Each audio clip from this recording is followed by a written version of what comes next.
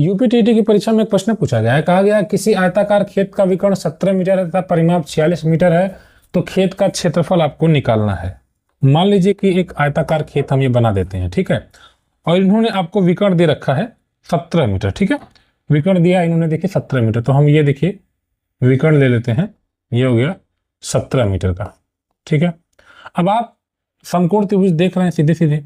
अब आपको यह भी पता होना चाहिए कि एग्जाम में ज्यादातर पाइथागोरस ट्रिपलेट यूज होते हैं, जैसे 3 4 5, 5 12 13 और 8 15 17, है ना, पाइथागोरस ट्रिपलेट यही है।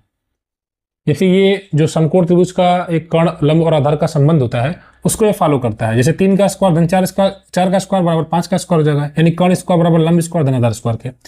तो ये 17 है, तो संभव है कि ये 8 और 15 होंगे, ये है ना। वैसे आप इसको ट्रेडिशनल मेथड से भी लगा सकते हैं, लेकिन अगर आप इतनी चीज बस समझ रहे हैं तो आप यहाँ पर एक ये समझ जाएंगे कि 8 15 17 है, तो ये 8 हो जाएगा, ये 15 हो जाएगा।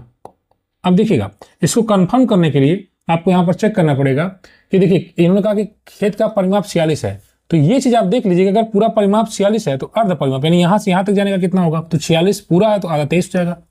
अब आप इसी को चेक कर लीजिए, देखिए 15 और 8 जुड़े 23 आ गया। तो इस प्रकार से इसको आपने बैलेंस कर लिया, तो इतनी आसानी से आपने इसको समझ दिया कि हाँ लंबाई क्या है चौड़ाई क्या है। आपसे पूछा है खेत का क्षेत्रफल, तो लंबाई 15 गुणे चौड़ाई 8, तो 15 गुणे 8 कर दीजिए तो 15 8 120। इस प्रकार से 120 वर्ग मीटर हो जाएगा, जो कि विकल्प संख्या ए में दिया गया है। अगर आप यूपीटीटी की तैयारी करते हैं तो इस चैनल को सब्सक्राइब करें। धन्यवाद।